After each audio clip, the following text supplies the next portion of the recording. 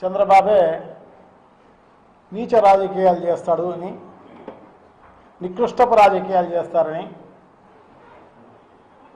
హత్యా రాజకీయాలు ఆద్యుడు ఆయనే అని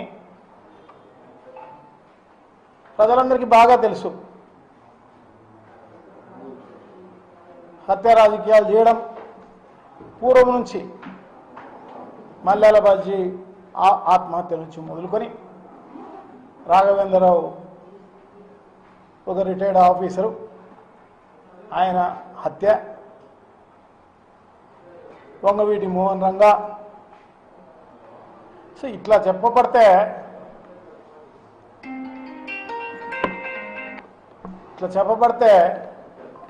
చాలామందిని ఈ రకంగా చంపి తిమ్మిని బమ్మిని చేయడంలో ఈయన నిష్ఠాతుడు కాబట్టి అది ఇంకొకరిపైన బురద జల్లే కార్యక్రమం చేసిన పరిస్థితి మనం గతంలో చూసాం, ఇప్పుడు చూస్తున్నాం. మరి ముఖ్యంగా రాజారెడ్డి గారి హత్యలో ముద్దాయిలను నెలపాటు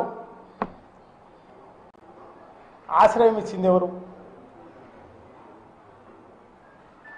అంటే నువ్వు వెనకుండి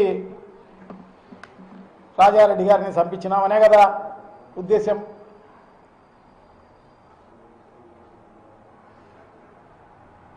సో ఈ రకంగా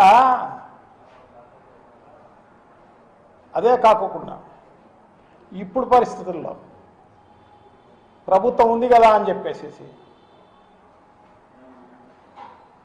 పిన్నెల్లి రామకృష్ణారెడ్డి అయితేనేమి, ఇక్కడ అయితేనేమి, మిగతా అంబటిరాబాబు అయితేనేమి, జోగి రమేష్ అయితేనేమి, వీళ్ళందరూ వీళ్ళే కంప్లైంట్ ఇచ్చిన వాళ్ళు. జోగి రమేష్ అయితే ఇక్కడ డెన్ ఉంది,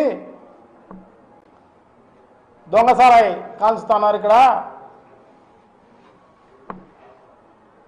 సో దొంగసారాయి ఈ డెన్ ఉంది ఇక్కడ తయారు చేస్తున్నారు అని చెప్పేసి కంప్లైంట్ ఇచ్చిన ఆయన పైనే అదే కేసు పెట్టడం జరిగిందన్నమాట. కనుక్కున్నాడు కాబట్టి. సో వీళ్ళు చేసే భాగవతాలు కప్పిపుచ్చుకునే దానికోసము అందరూ వేరే వాళ్ళ పైన బురద జల్లే కార్యక్రమం, వేరే వాళ్ళ పైన బనాయించే కార్యక్రమం చేస్తున్న పరిస్థితి మనం చూస్తున్నాం.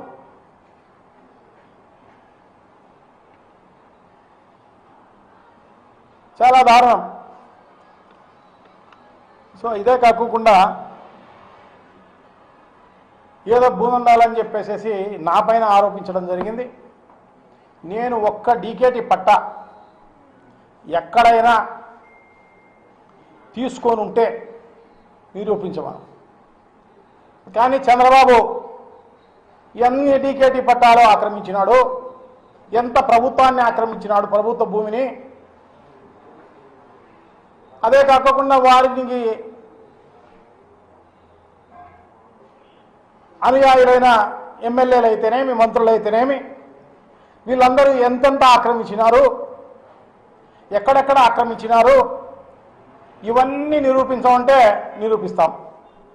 నాది నిరూపించమను. మళ్ళీ ఊరికే ఆరోపించడం కాదు, మసి ఊసే గుడ్డను మొహన్ పైన వేస్తే సరిపోతుందిలే అని చెప్పేసి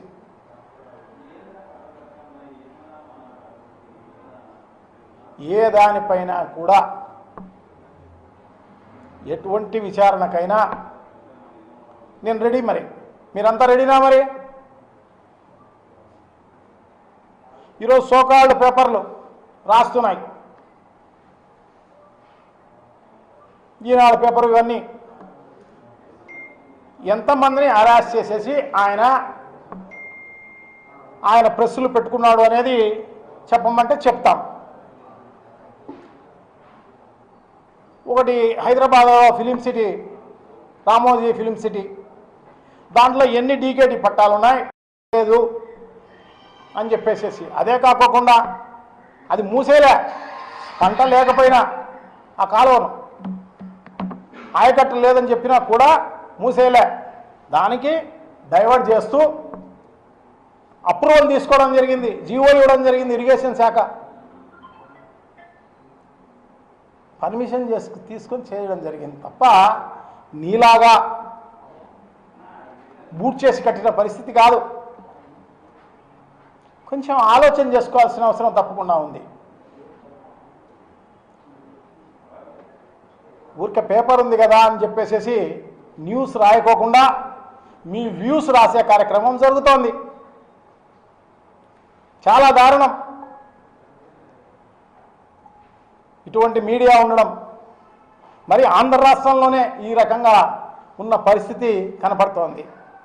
అంతేందుకు ఇక్కడికి సంబంధించి ఈ దస్తగిరి హత్య కేసుకు సంబంధించి ప్రెస్ వాళ్ళు ఇన్వెస్టిగేషన్ చేస్తున్నారా, పోలీస్ ఇన్వెస్టిగేషన్ జరుగుతోందా? రోజుకొక కథనం. అంటే ప్రజలను తప్పుదో పట్టించేదానికి, వీళ్ళందరూ ఇటువంటి వాళ్ళని చెప్పడానికి ఈ రకంగా చేస్తున్నారు తప్ప ఇంకో రకమైన కార్యక్రమం కాదు. అంటే పోలీసులు లీక్ చేస్తున్నారా వీళ్ళకు, వీళ్ళే పోలీసులకు చెప్తున్నారా? ఏదైనా నిజం ఉంటే ఎప్పుడైనా బయటకు వచ్చే కార్యక్రమం జరుగుతుంది, ఎప్పుడైనా శిక్షించబడే కార్యక్రమం జరుగుతుంది. మావాడు పెద్ద దస్తగిరి, వైఎస్ఆర్ కాంగ్రెస్ పార్టీకి సంబంధించిన వాడు, అలంకాన్పల్లి డివిజన్కు సంబంధించి ఒక ముఖ్య నాయకుడు. అతను వృత్తి వేరే కావచ్చు, మీడియేటర్ చేయవచ్చు, అందరితో సంబంధాలు ఉండవచ్చు, అన్నీ చేయవచ్చు.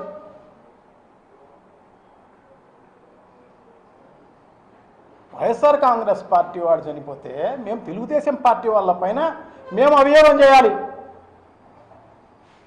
ఇది పక్కన పెట్టి ఆశ్చర్యం. ఎందుకంటే దస్తగిరి హత్య కానీ చనిపోవడం కానీ నిజంగా అటువంటి చావు వచ్చే వ్యక్తి కూడా కాదు. అతను చాలా మంచివాడు, అందరితో బాగుండేవాడు, కలుపుకోరుతనంగా ఉండేవాడు. ఒక వైఎస్ఆర్ కాంగ్రెస్ పార్టీతోనే కాదు, ఈ జిల్లాలో ఉన్న చాలామందితో, ప్రముఖులందరితో మంచి పరిచయాలు ఉన్నవాడు. దురదృష్టకరం. ఏదో సామెత ఉంది, మొగుడు చనిపోయి ఆయన ఉంటే ఎవడో ఇంకొకడు వచ్చి రాయి వేసినాడట. అట్లా ఉంది. మేము మా మనిషి మా వైఎస్ఆర్ కాంగ్రెస్ పార్టీ నాయకుడు చనిపోతే మేము బాధపడుతూ మేముంటే వాళ్ళు వేసే కార్యక్రమం జరుగుతోంది. ఒక పథకం ప్రకారం రోజుకొక కథనం ఆ రకంగా రాస్తూ వైఎస్ఆర్ కాంగ్రెస్ పార్టీకి ఎలా అంటగట్టాలా అని చెప్పేసి ఇదంతా తెలుగుదేశం పార్టీ సెంట్రల్ ఆఫీస్ నుంచి స్క్రిప్టు అందరికీ రోజుకో రకంగా రాసే కార్యక్రమం అన్నమాట.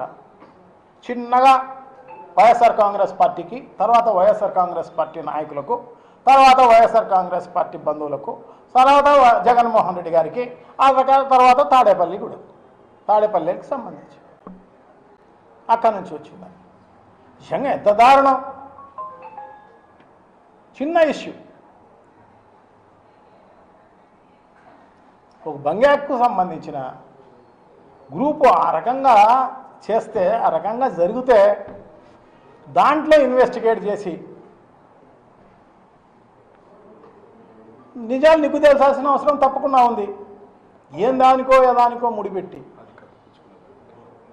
ఎందుకంటే ఆ ప్రభుత్వ వైఫల్యాన్ని కప్పిపుచ్చుకునే దానికోసం ఈ రకంగా చేస్తున్న పరిస్థితి అన్నమాట. ఇప్పుడు మొత్తం రాష్ట్ర వ్యాపితంగా బంగాకు విచ్చలవిడిగా ఇది బంగాకు రాష్ట్రం అన్నట్టు, ఆంధ్ర రాష్ట్రం కాదు. ఈ రకంగా ఉన్న పరిస్థితి ఒక బంగాకే కాదు, అన్ని రకాలైనవి. మట్కా ఎక్కడ చూసినా మట్కా, ఎక్కడ చూసినా పేకాట క్లబ్బులు, ఎక్కడ చూసినా కదా దొంగ ఈ సారాయి, దొంగ సారాయి అంటే అదే డూప్లికేట్, ప్రతి 2-3 బాటిళ్లకు ఒక బాటిల్ డూప్లికేట్, విచ్చలవిడిగా ఎక్కడ చూసినా. సో ఈ రకంగా ఉన్న వైఫల్యాలను పట్టించుకోకుండా దాన్ని కప్పిపుచ్చుకునే దానికోసం ఇంత పెద్ద ఎత్తున ఇంకొకరిపైన ఆరోపణ చేయడం. చూడండి, కిల్లర్ పార్టీ అంట వైఎస్ఆర్ కాంగ్రెస్ పార్టీ. దీంతో రాజకీయాలు అంటున్నాడు. ఎవరైనా జగన్మోహన్ రెడ్డి కానీ, రాజశేఖర రెడ్డి కానీ, రాజారెడ్డి కానీ, ఇంకోరు కానీ ఎవరైనా కూడా ఇట్లా హత్య రాజకీయాలు ప్రోత్సహించిన వాళ్ళ? పులివెందుల్లోనే దాదాపు 50-60% గ్రామాల్లో ఫ్రాక్షన్ ఉండేది గతంలో. రాజశేఖర రెడ్డి గారు రాజకీయాల్లోకి వచ్చిన తర్వాత అవన్నీ కూడా రాజీ చేసి ఇప్పటికీ కూడా ఆ వైషమ్యాలు లేకపోకుండా 2 గ్రూపులు వైఎస్ఆర్ కాంగ్రెస్ పార్టీకి సపోర్ట్ చేసే విధంగా చేసిన వ్యక్తి రాజశేఖర రెడ్డి గారు. ఈ రాష్ట్రంలో 2 కంబైన్డ్ రాష్ట్రంలో నక్సలైట్లను నిర్మూలించిన వ్యక్తి రాజశేఖర రెడ్డి గారు. అటువంటి వాళ్ళు ఉన్న దాన్ని ఈ రకంగా కిల్లర్ పార్టీ అని, ఇంకో పార్టీ అని ఈ రకంగా ప్రచారం చేసి, అంటే గోబెల్స్ ప్రచారం లాగా.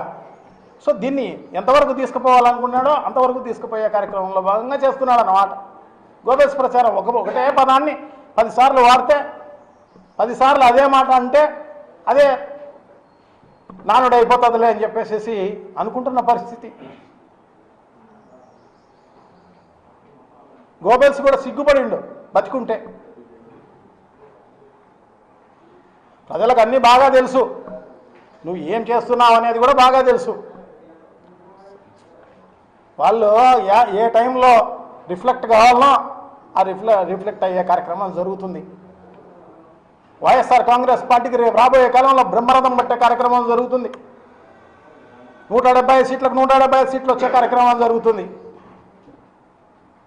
నువ్వు చేసే డ్రామాలు, నువ్వు చేసే ఇవన్నీ కూడా ప్రజలకు అన్నీ బాగా తెలుసు.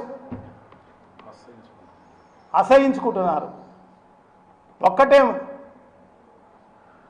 మీకు సంబంధించి అనేక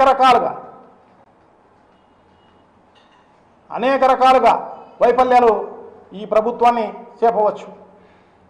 ఈ 2 ఏళ్ల కాలంలో ఒక్క రైతుకు నువ్వు దానికి మద్దతు ధర ఇచ్చి కొనుక్కోవడం జరిగిందా? 1 కేజీ అన్న? ఈ రోజుకు వరికి సంబంధించి కూడా 30 కేంద్రాలు పెడతామని చెప్పి ఈ జిల్లాలో ఒక్కటి పెట్టిన పరిస్థితి లేదు. సీజన్ కూడా ముగుస్తుంది. ఉన్న వరి ధాన్యం కూడా ఎవరికో వారికి తక్కువకో ఎక్కువకో అమ్ముకునే పరిస్థితి. అన్నీ అమ్ముకున్న తర్వాత 1-2 పెట్టి మేము పెట్టినామని చెప్పేసి చెప్పుకుంటున్న పరిస్థితి తప్ప వేరే ఏం లేదు. నువ్వు రైతులకు మేలు చేయడం లేదు, వ్యవసాయానికి పెద్దపీట వేసిన పరిస్థితి లేదు, వాళ్ళకు 0 వడ్డీ ఇచ్చిన పరిస్థితి లేదు, పెట్టుబడి నిధి కింద ఇచ్చిన పరిస్థితి లేదు. ఒక వ్యవసాయమేం కర్మ. విద్యకు సంబంధించి ఇంతవరకు ఫీ రీఎంబర్స్మెంట్కు సంబంధించి ఎవరికి కూడా ఇచ్చిన పరిస్థితి లేదు. ఈరోజు పిల్లలందరినీ కూడా బయటికి తరిమేసే కార్యక్రమం జరుగుతుంది పరీక్షలు రాయనీకోకుండా. చాలా దారుణం. విద్యకు సంబంధించి, నిరుద్యోగులకు సంబంధించి వాళ్ళకంతా 3,000 రూపాయలు నిరుద్యోగ వృత్తి ఇస్తామని చెప్పేసి అది ఎగరగొట్టిన పరిస్థితి. ఉద్యోగస్తులకు అయారిస్తామని చెప్పి వాళ్ళకి ఇచ్చిన పరిస్థితి లేదు.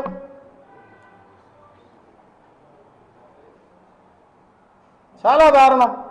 వైద్యానికి సంబంధించి ఈరోజు ఆరోగ్యశ్రీ అనేది నెట్వర్క్ హాస్పిటల్లో లేవు. ప్రైవేట్ హాస్పిటల్కి సంబంధించి వాళ్ళు స్ట్రైక్ చేస్తున్న పరిస్థితి ఈరోజు కనపడుతుంది. అంటే నువ్వు డబ్బులు ఇవ్వలేని పరిస్థితిలో ఉంది కాబట్టి ఈ రకమైన పరిస్థితి. అంతకుముందు ప్రభుత్వంలో కూడా నువ్వు 1,200 కోట్ల రూపాయలు బాకీ పడింటే అవన్నీ కూడా జగన్మోహన్ రెడ్డి గారి ప్రభుత్వం తీర్చడం జరిగింది నెట్వర్క్ హాస్పిటల్స్.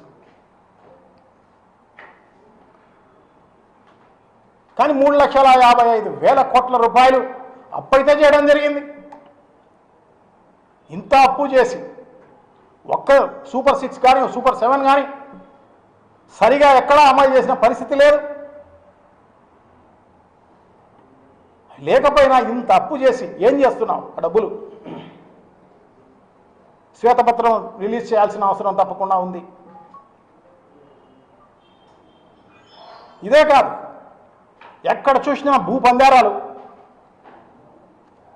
నీ బినామీలకు, నీకు కావలసిన వారికి, నీకు 90 పైసలకు 70 పైసలకు ఇచ్చే కార్యక్రమం జరుగుతోంది. ఇవన్నీ ఉరకపోవు. డెఫినెట్గా ఇవన్నీ కూడా ముందుంది ముసళ్ళ పండగ. ఈ రకంగా భూపందారాలన్నీ కూడా చేసి వైజాగ్లో అయితేనేమి, విజయవాడలో అయితేనేమి, ఇంకోటి అయితేనేమి, ఇవన్నీ కూడా ఇదే కాదు, అమరావతికి సంబంధించి కూడా పనులు అని చెప్పేసేసి నువ్వు 52,000 కోట్ల రూపాయలకు టెండర్ పిలిచి ఆ మొబిలైజేషన్ అడ్వాన్స్ కోసం నువ్వు ఆ టెండర్లు పిలవడం జరిగింది తప్ప ఇంతవరకు ఆడ ఒక ఇటుక పెట్టింది లేదు, ఒక తట్టెడు సిమెంట్ కూడా వేసిన పరిస్థితి లేదు. 5,200 కోట్ల రూపాయలు బైబ్యాక్లో మనకు వచ్చింది కాబట్టి దానికోసమే మనం పెట్టడం లేదు. అంటే ప్రభుత్వ డబ్బులు ఎలా మన జోబిలోకి రావాలా అనేది ఆలోచన చేసి చేయడం జరుగుతుంది తప్ప నువ్వు ఇంకో రకమైన కార్యక్రమం కాదు. ఇదొకటేనా? పోలవరంకు సంబంధించి కూడా అది కూడా ఊరిక టెండర్లు పిలిచి గతంలో ఉన్న టెండర్లు క్యాన్సిల్ చేసి దానికి మొబిలైజేషన్ అడ్వాన్స్ ఇచ్చి, గతంలో లేదు జగన్మోహన్ రెడ్డి గారి పరిపాలనలో మొబిలైజేషన్ అడ్వాన్స్ అనేది, రివర్స్ టెండరింగ్ ఉండేది. అది పోయి ఈరోజు బుద్ధి పుట్టినట్టు పెంచి టెండరు ఎస్టిమేట్స్ అన్ని పెంచి మొబిలైజేషన్ అమౌంట్ తీసుకునే కార్యక్రమం జరుగుతోంది. భూపందేరాల రకంగా చేసే కార్యక్రమం జరుగుతోంది. ఎక్కడ పడితే అక్కడ. చాలా దారుణం.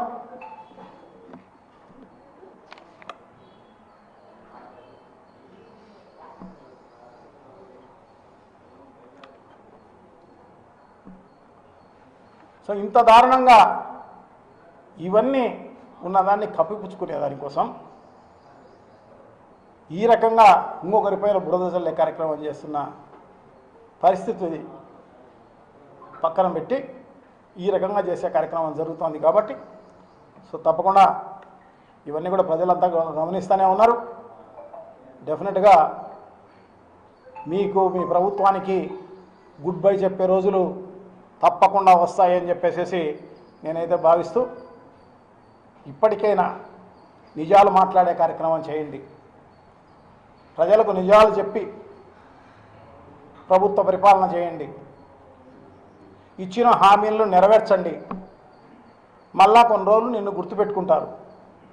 అంతకు తప్ప ఈ రకంగా చేస్తే చరిత్రహీనుడు కావడమే కాకుండా ఎప్పుడు కూడా ప్రజలను నిన్ను ఎప్పుడు కూడా ఒక నీచ రాజకీయాలు చేస్తున్న చంద్రబాబు లాగానే నువ్వు మిగిలిపోతావు అని చెప్పేసి తెలియజేసుకుంటావు.